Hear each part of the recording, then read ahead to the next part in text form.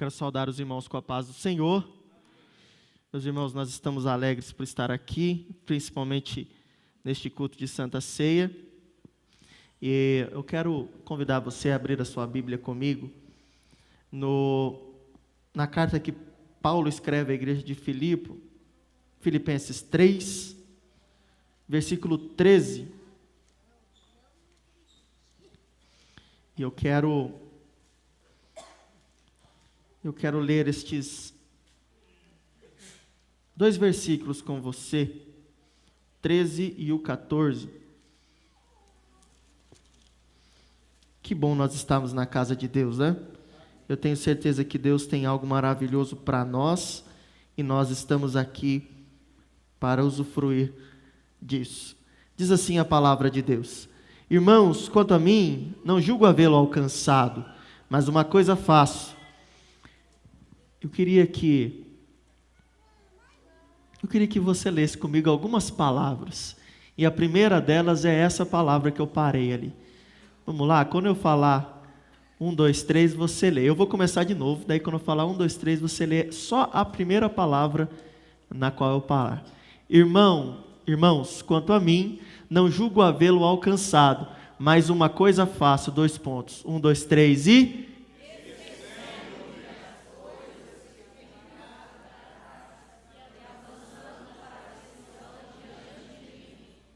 Pode passar o próximo versículo. Prossigo para o alvo, para o prêmio da soberana vocação de Deus em Cristo Jesus. Deus abençoe e poder assentar. Não é só para ler uma palavra, vocês leram a frase inteira, mas tudo bem. Meus irmãos, hoje quando eu fui ao mercado, né? A via sacra da gente ultimamente está em ir ao mercado, né? Você já sai com uma facada aqui atrás no rim, assim. Dependendo do que você comprar, já sai uma direto no coração mesmo, né? Com o preço que estão as coisas.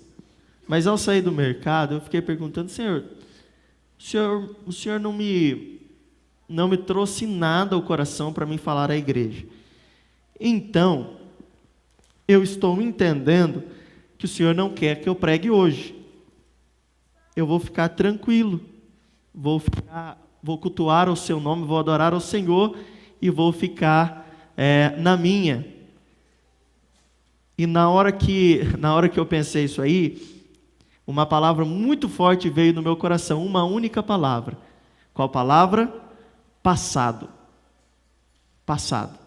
Eu falei: meu Deus, o que eu vou fazer com essa palavra?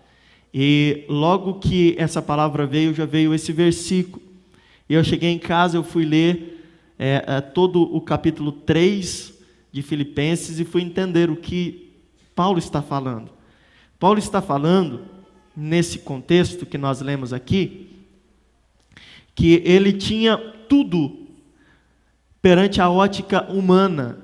E a ótica humana que Paulo estava englobado naquela época era a ótica judaica. Se você ler o capítulo 3 de Filipenses, você vai ver Paulo sendo o destaque dentre todos os judeus, né? Ele vai dizer coisas, vai falar assim: olha, religioso, eu era fariseu dos fariseus. Quanto ao zelo sobre o judaísmo, eu era perseguidor da igreja. Só que ele termina falando: mas tudo isso eu reputei como perda, desde o momento em que eu o conheci e aceitei Jesus na minha vida. E ele termina, o que para mim é uma das passagens mais belas que Paulo já escreveu. Você pode ter outras, como por exemplo Romanos 12, que muitas pessoas gostam, mas eu gosto de Filipenses 3, 13 e 14. Por quê? Porque é justamente a carreira que me é proposta todos os dias. E qual é? Esquecer daquilo que é velho e ficou para trás e focar naquilo que está diante de mim. Eu tenho um alvo a perseguir. E que alvo é esse? Paulo vai dizer muito bem: o meu alvo é alcançar aquilo que Cristo alcançou. A imortalidade, ser revivido, ser ressuscitado naquele grande dia e ser como Ele é. Essa era a vocação que Paulo tinha encontrado em Cristo Jesus. Mas não é sobre isso que eu vou falar. E ele deixa a dica para a gente, para todos nós que aqui estamos. É necessário que, para que você prossiga adiante, você primeiro esqueça as coisas que ficaram para trás. Irmãos, eu gostaria de ler com você, eu fui procurar no dicionário, o que significa passado, a palavra passado. Eu encontrei algumas definições e algumas delas são muito ruins. Eu vou ler aqui para você ver o que o dicionário vai falar sobre essa palavra. Uma palavra tão conhecida, mas que a gente às vezes não sabe o contexto ou todo o seu significado. Vai dizer assim, ó, pretérito que decorreu, que passou no tempo, momentos passados. Outro, anterior, que vem antes, mês passado, por exemplo. Envelhecido, de aspecto velho. Obsoleto, em desuso, que é obsoleto. Podre, excessivamente maduro. Isso que significa a palavra passado. É nesse contexto que está inserido essa passagem, essa palavra.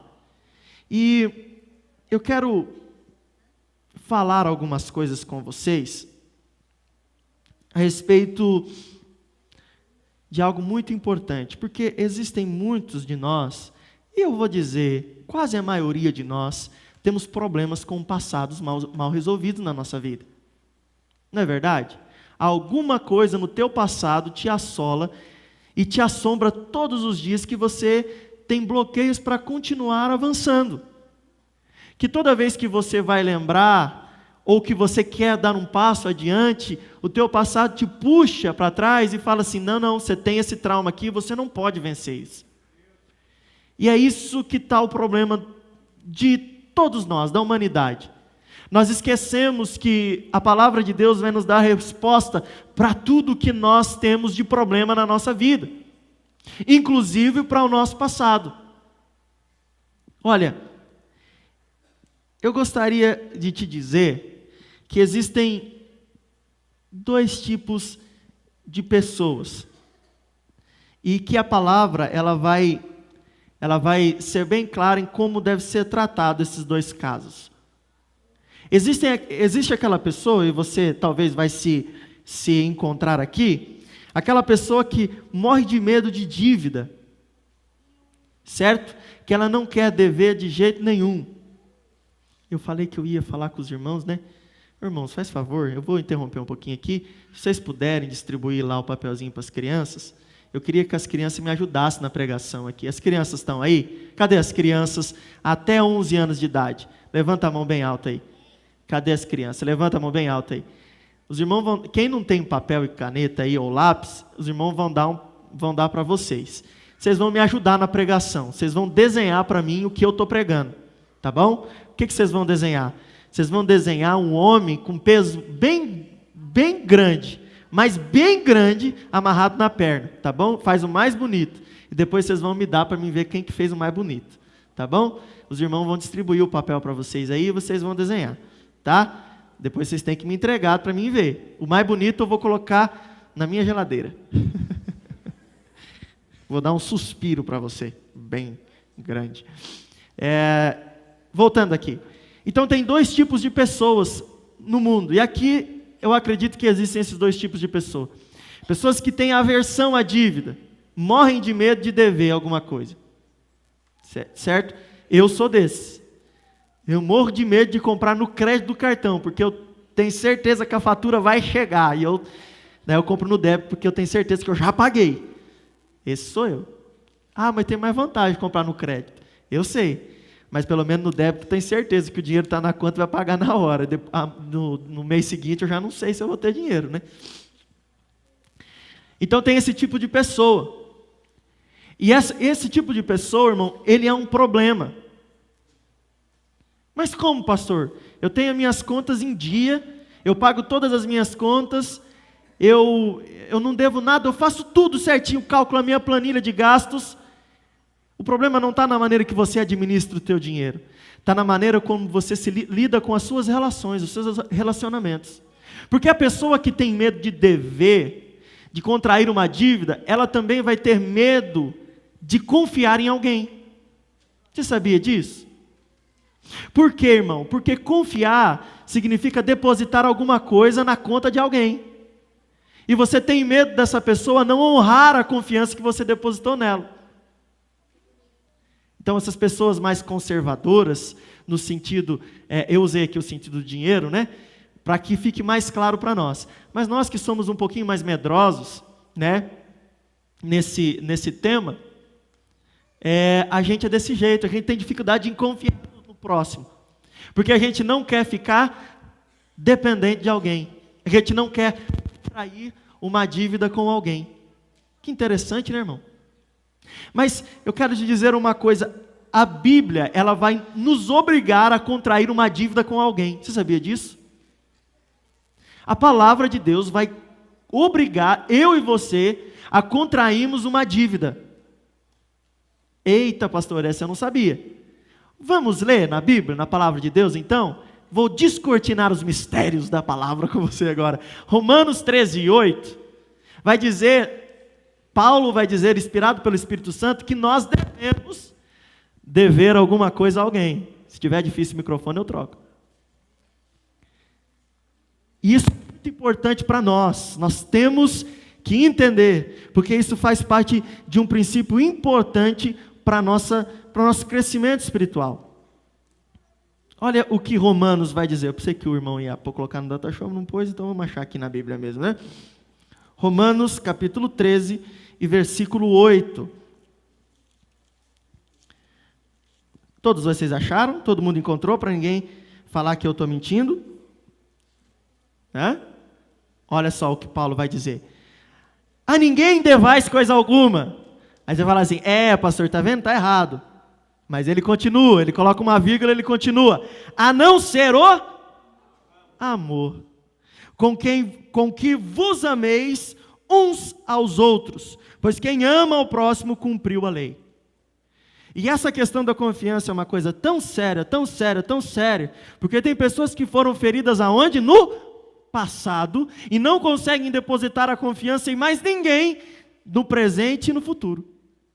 Só que Deus está falando assim, se você ama, você vai ter que uma hora ou outra depositar a confiança em alguém. Então você vai ter que colocar crédito na conta do outro. Você vai ter que contrair uma dívida com o outro. Que dívida é essa? Uma dívida de amor. Você vai ter que confiar. E aí vai quebrar nós que somos assim, mais moderados no perfil do investidor. Nós somos mais medrosos em confiar, temos mais medo em confiar em alguém. E eu digo para você, irmão, eu sei o que é isso, porque eu sou essa pessoa. Eu sou a pessoa que, para mim, confiar em alguém demora muito tempo, Mateus. Mas Deus exige que eu comece a exercitar isso, assim como exige que você também o faça. Então não tenha medo de contrair uma dívida de amor com alguém. Não tenha medo de dever amor para alguém, porque é isso que Deus quer de você. Porque quando você deve, você que tem esse perfil que eu te falo, você sempre vai tentar pagar. Você sempre vai tentar ir atrás para pagar aquilo que você deve. E o amor é uma coisa interessante, que quanto mais você deve, mais os juros aumentam e você não consegue pagar. É isso que é o amor. Você tem que sempre estar demonstrando aquilo que você sente. Sempre tem que estar pagando a dívida que você contraiu. Mas existe um segundo tipo de pessoa. Porque do mesmo jeito que tem gente que não gosta de contrair dívida, tem gente que ama contrair dívida. E o pior de tudo, que ama não pagar. O famoso caloteiro que a gente conhece, né? Tem essa pessoa. E é um problema também essa pessoa. Sabe por que é um problema? Porque essa pessoa tem dificuldade em pagar o que deve.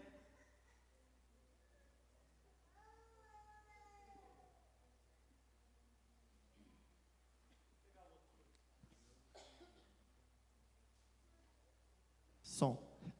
Porque essa pessoa, irmão, que contrai dívida e não paga, ela tem dificuldade em literalmente fazer isso, pagar o que deve. Em que sentido isso vai afetar a gente espiritualmente falando? Ora, como afeta? Como afeta? Alguém já deveu alguma coisa para você? Alguém já tirou alguma coisa de você? Por exemplo, já traiu a sua confiança? Alguém já passou a perna em você? Alguém já mentiu para você? Alguém já fez o mal para você e pediu perdão depois? Alguém já fez isso? Alguém já passou por isso na vida? Eu já passei. Qual que é o grande problema disso, irmão? Porque pessoas que têm dificuldade em ser pagadores, na hora que elas contraem uma dívida com alguém, elas nunca querem pagar. E aí que está o problema. Porque quando eu assumo a dívida, eu tenho que tentar pagar com todo o meu esforço. Eu quero que você entenda como isso funciona na tua vida, no reino espiritual. Tem pessoas aqui, irmãos, que já defraudaram alguém, defraudaram a confiança, o amor, defraudaram tantas coisas positivas que a pessoa tinha dado para ela. E depois veio com a cara deslavada e falou assim: você me perdoa? Eu quero te dizer uma coisa: todo perdão exige uma remuneração por aquilo que foi levado.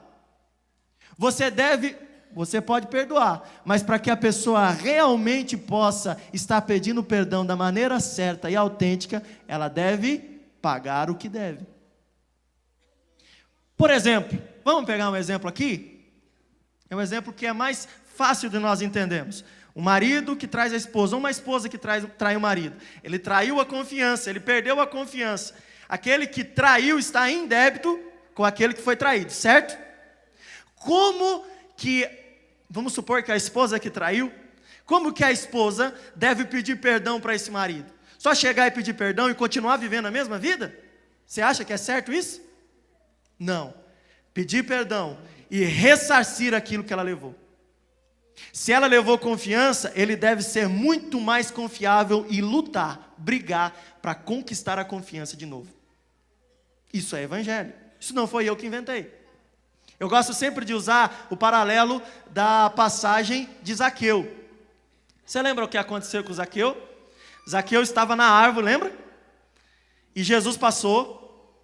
E quando Jesus encontra Zaqueu, ele fala: Zaqueu, desce que hoje eu vou entrar na tua casa. O que Zaqueu faz? Desce na hora, certo?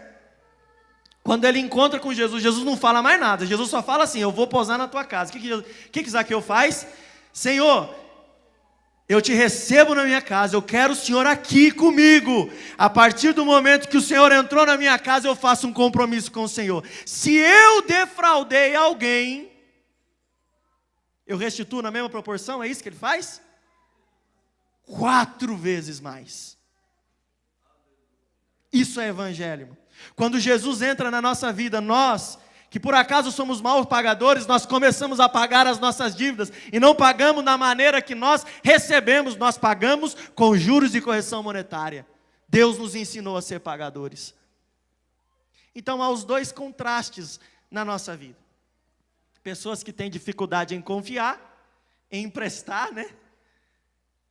Ou tomar por emprestado, e a pessoa que toma a torta e a direita empréstimo aí, né? Defrauda os outros e depois não quer pagar. Isso é ruim, em todos os sentidos. Nós precisamos entender que é necessário tomar algumas atitudes diferentes. Existem pessoas que ficam tão presas ao passado, eu quero usar um texto para ilustrar isso, eu já estou terminando, que você encontra lá no livro de Esdras. Sim, irmão, Esdras tem na Bíblia. Esdras capítulo 3 e versículo 10. Agora, eu quero terminar essa mensagem falando como que nós conseguimos resolver esse problema. Diz assim a palavra de Deus: quando os construtores lançaram os alicerces do templo do Senhor, apresentaram-se os sacerdotes, paramentados e com trombetas, e os levitas, filhos de Asaf, com símbolos para louvarem o Senhor, segundo as instruções deixadas por Davi, rei de Israel. Cantavam responsivamente, louvando e dando graças ao Senhor, com essas palavras: Ele é bom, porque a sua misericórdia dura para sempre sobre Israel. E todo o povo jubilou com altas vozes, louvando o Senhor por terem sido lançados os alicerces da casa do Senhor. Porém, é um contraste com o que estava acontecendo. Tinha um povo muito alegre porque finalmente o templo estava sendo construído. Aí o escritor vai falar assim: só que acontece um problema. Tinha gente alegre, mas tinha gente que estava diferente dessa situação. Porém, muitos sacerdotes, levitas e chefes de famílias, já idosos, que tinham visto o primeiro templo, choraram em alta voz, quando diante dos seus olhos foram lançados os alicerces deste templo. Muitos, no entanto, levantaram as vozes com gritos de alegria, e assim não se podiam distinguir as vozes de alegria das vozes do choro do povo, pois o povo gritava tão alto que as vozes se ouviam de longe. Olha que interessante. Aqui você tem os dois tipos de pessoas que eu falei para você. O primeiro grupo de pessoas é o que vai falar aqui. É aquele que vai depositar a confiança em alguém. Finalmente, nós temos um governante sobre nós que está edificando, construindo novamente o templo para nós podermos adorar a Deus, que há tanto tempo está destruído. E essas pessoas, elas estão alegres. Elas não param de adorar ao Senhor e estão dizendo: o Senhor é bom e a sua misericórdia dura para sempre. Quando lá o pedreiro colocava uma pedra ou furava um buraco para pôr a broca, para poder levantar a amarração de ferro, eles levantavam as mãos e falavam assim: o Senhor é bom e a sua misericórdia dura para sempre. O primeiro tijolo: o Senhor é bom e a sua misericórdia dura para sempre. Quando terminou a primeira parede, eles estavam lá: o Senhor é bom e a sua misericórdia dura para sempre. E eles estavam tão alegres, que o grito deles se ouvia de longe, o grito de alegria. Mas existia um segundo povo. Aquele povo, irmão, que um dia tinha visto o que foi o templo de Salomão, que fora destruído pelo império babilônico. E quando eles viram o alicerce, eles viram assim: é menor do que o nosso templo, que nós um dia adoramos a Deus lá. Não vai ter o glamour que tinha, não vai ter as coisas que tinham. E talvez eles pensavam assim: esses que estão construindo vão tentar, mas não vão conseguir terminar. Esses era aquele grupo que não consegue depositar a confiança em ninguém,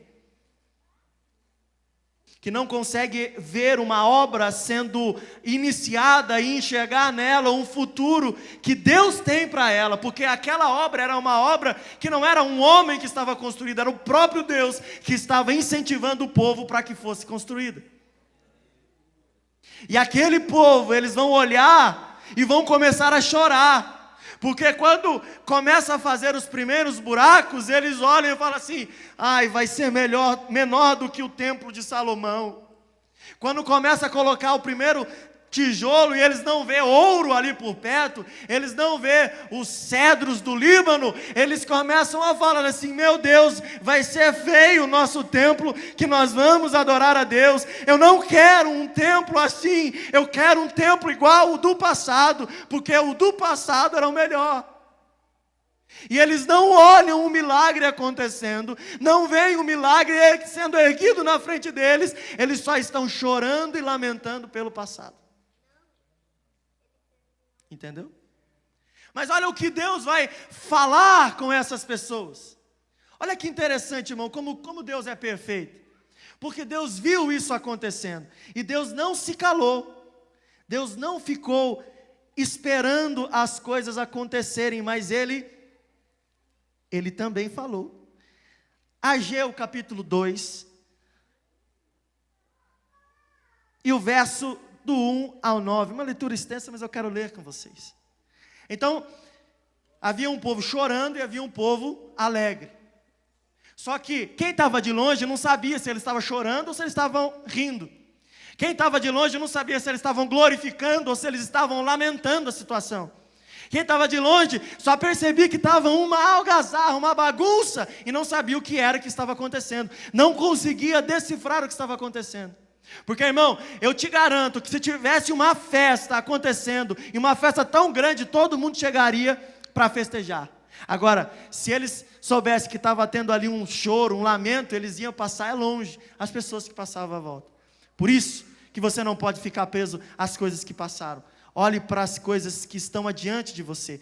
Deus vai dizer ao povo, vai dizer assim, ó, no 7º mês, ao 21º do mês, veio a palavra do Senhor por intermédio do profeta Ageu. Palavra de quem, irmãos?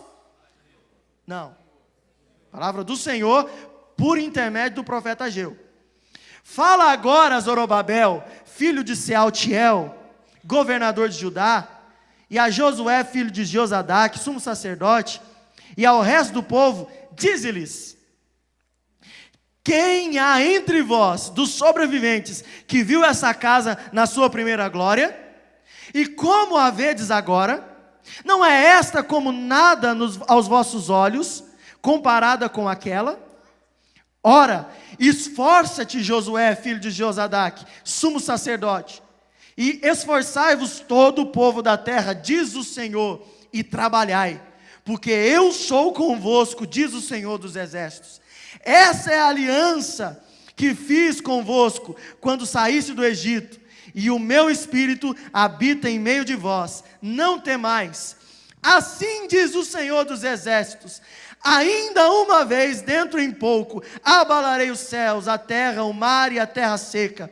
Abalarei todas as nações, e o desejado de todas as nações virá, e encherei essa casa de glória, diz o Senhor dos exércitos. Minha é a prata e meu é o ouro, diz o Senhor dos exércitos. A glória dessa última casa será maior do que a da primeira, diz o Senhor dos exércitos. E neste lugar darei a paz, diz o Senhor dos exércitos. Sabe por que Deus falou isso, irmão? Porque tinha gente que estava vendo o povo chorando e estava desanimando. Um deles era Josué, o sumo sacerdote, e o outro era o próprio Zorobabel, governador de Judá. Eles estavam fazendo com todo empenho e dificuldade, porque eles estavam com muita dificuldade para reconstruir a cidade e o templo. E quando eles olhavam alegres, você imaginou, irmão?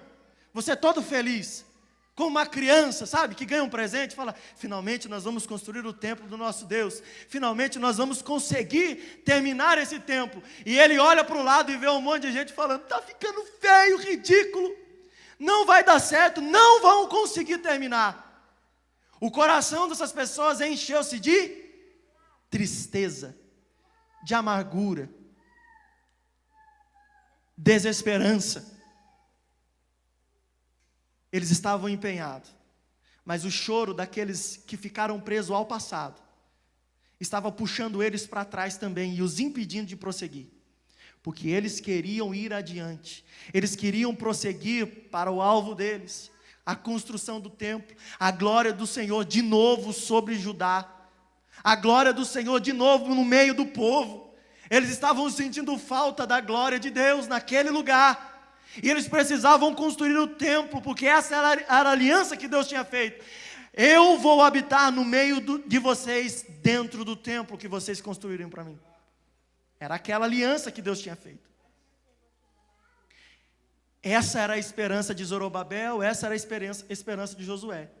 Agora, eles olham para os anciãos, aquelas pessoas que você olha e fala assim: não, eu posso olhar para eles, eu tenho certeza que ele vai dar uma palavra para mim, eu tenho certeza que dele vai vir uma palavra de incentivo, de apoio, eu tenho certeza. E aqueles que deveriam dar esperança e apoio, olham e falam assim: não vai ser igual era antes, não vai dar certo, desiste, Zorobabel, desiste dos seus planos, dos seus sonhos, não vai dar certo, vocês não vão conseguir terminar, vocês não têm capacidade e competência como Salomão teve.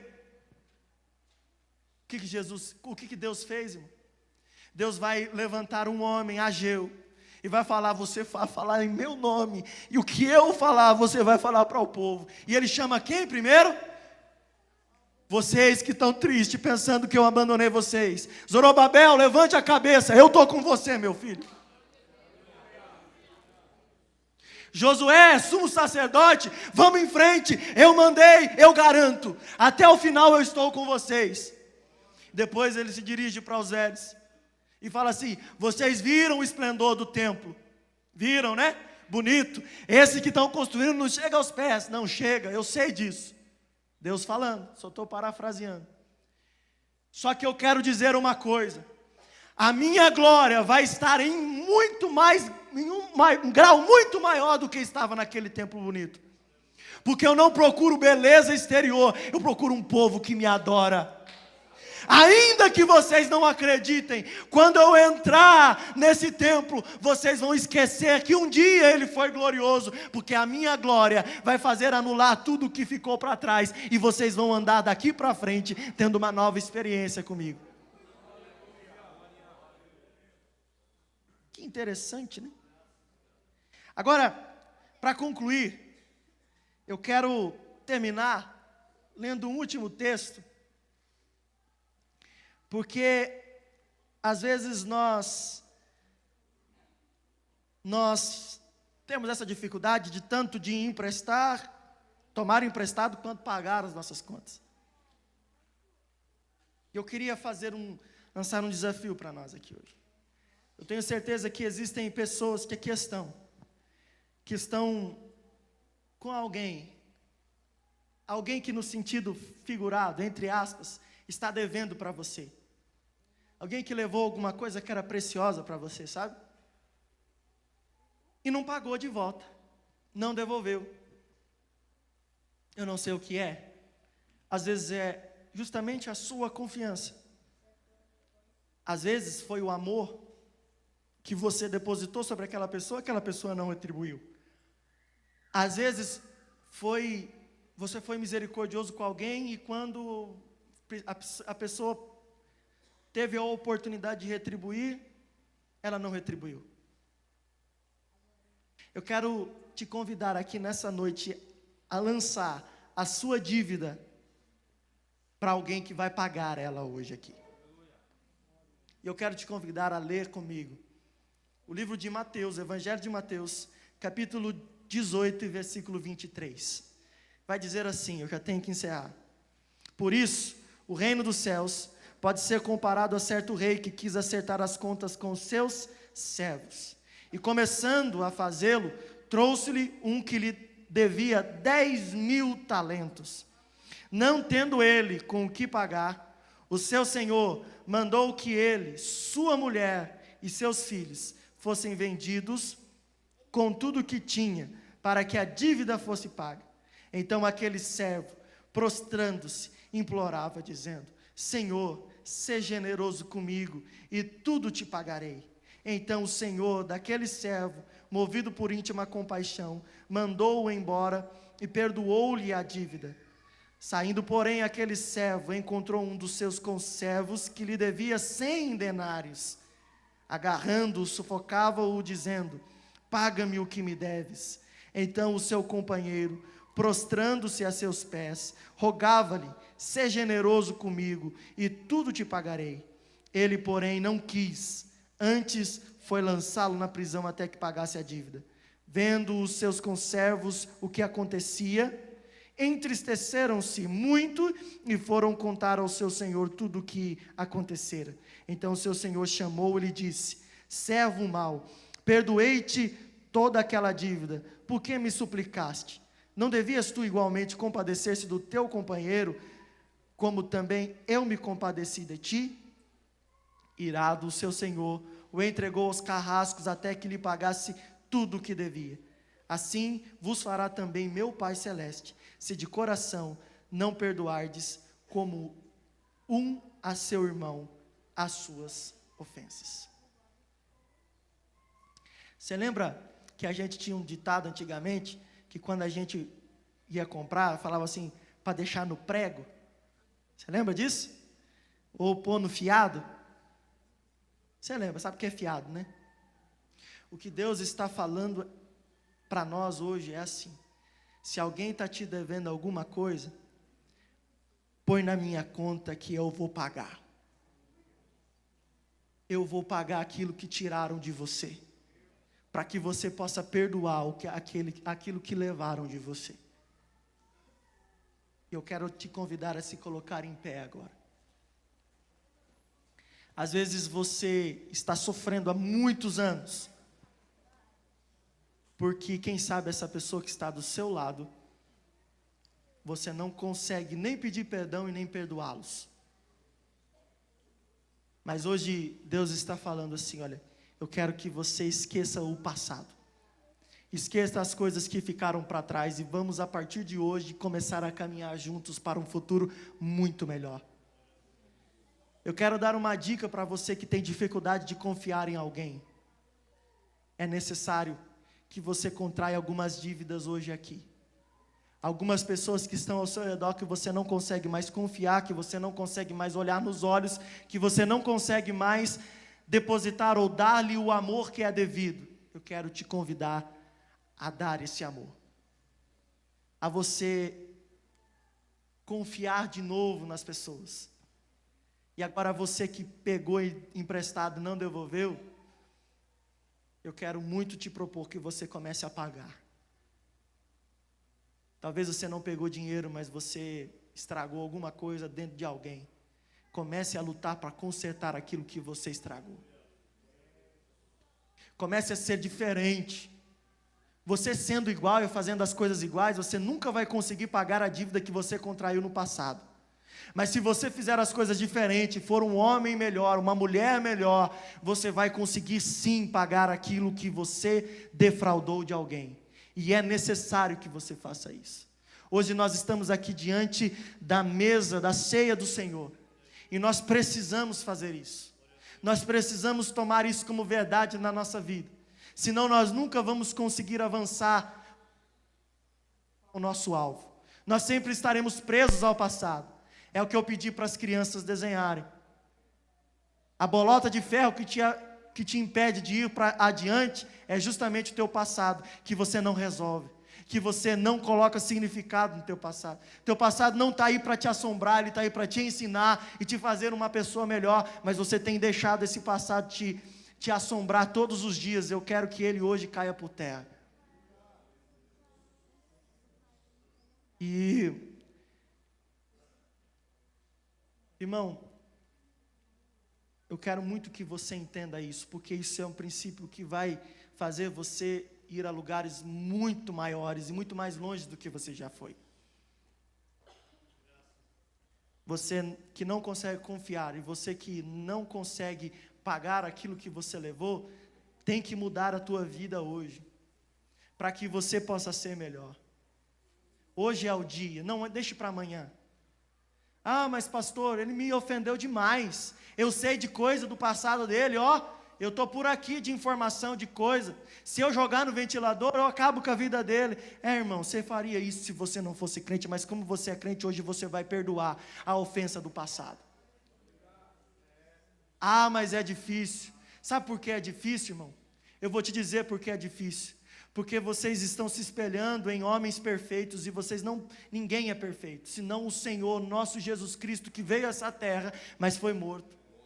Todos nós falhamos, todos nós precisamos pedir perdão. Ninguém aqui é perfeito, todo mundo tem débito com alguém, todo mundo tem problema em confiar nos outros. Todo mundo aqui tem algum problema que precisa resolver. E às vezes nós, pastores, é quem somos culpados, porque nós queremos vender uma imagem de pessoas que são inabaláveis, inatingíveis, que pessoas que não falham, que pessoas perfeitas, que têm uma vida de oração e não tem problema, que nem no banheiro vai. Só que eu quero te dizer, irmãos, nós que estamos aqui somos os primeiros que temos que fazer consertos. E você, seguindo o nosso exemplo, também faça os consertos que você precisa fazer.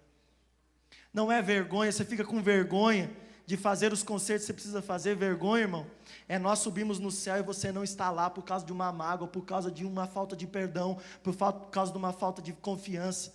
Vergonha é você não se humilhar hoje e ter que se humilhar para o inimigo das nossas almas quando você cair no colo dele.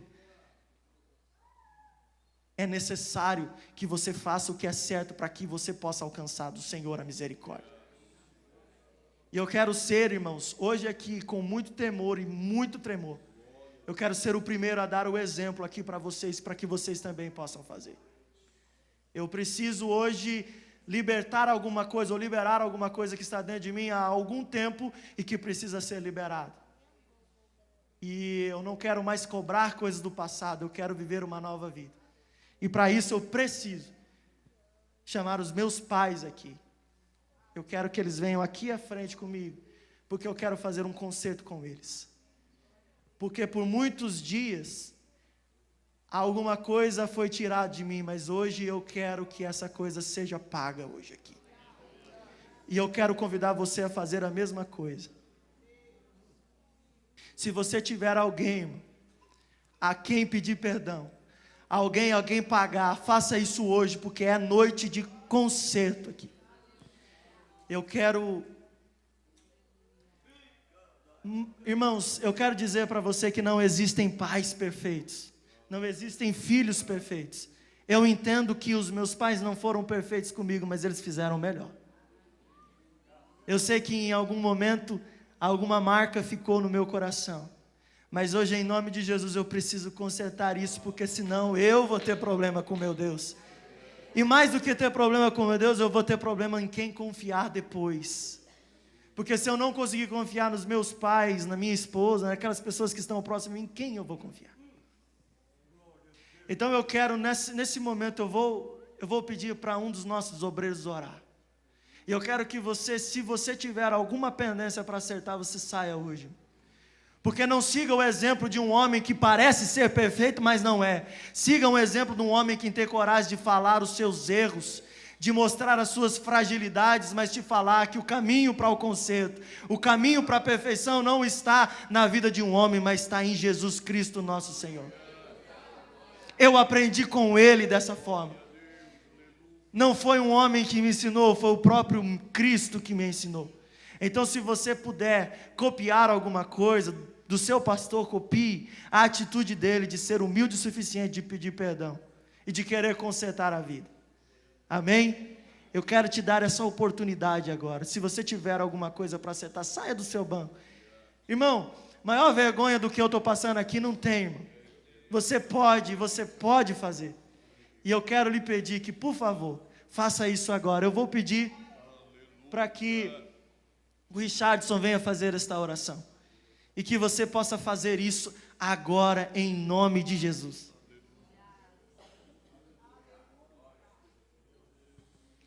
Querido Deus e eterno Pai, Rabacou, Shabadarai, canta sub. Em nome de Jesus, Pai querido, neste momento, Pai amado, onde houver, Senhor, ó Pai, um conserto para ser feito, Ramai, uma lacuna para ser fechada, em nome de Jesus. Pai querido, Teu Espírito Santo é real nesta casa, Rabaço, Manai.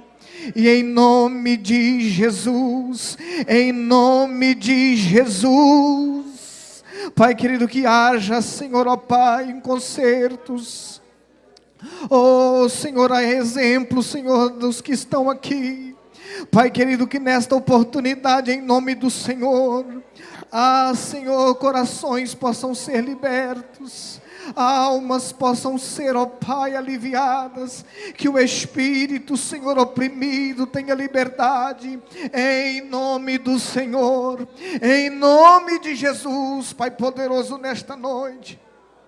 A Tua palavra, Senhor, veio de encontro com a nossa carência. Senhor, ó Pai, abriu-se, Senhor, ó Pai, o interior, ó Deus, de cada um de nós.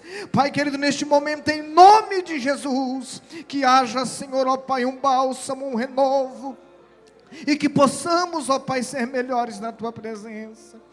Senhor, assim oramos e agradecemos, Pai, em nome de Jesus.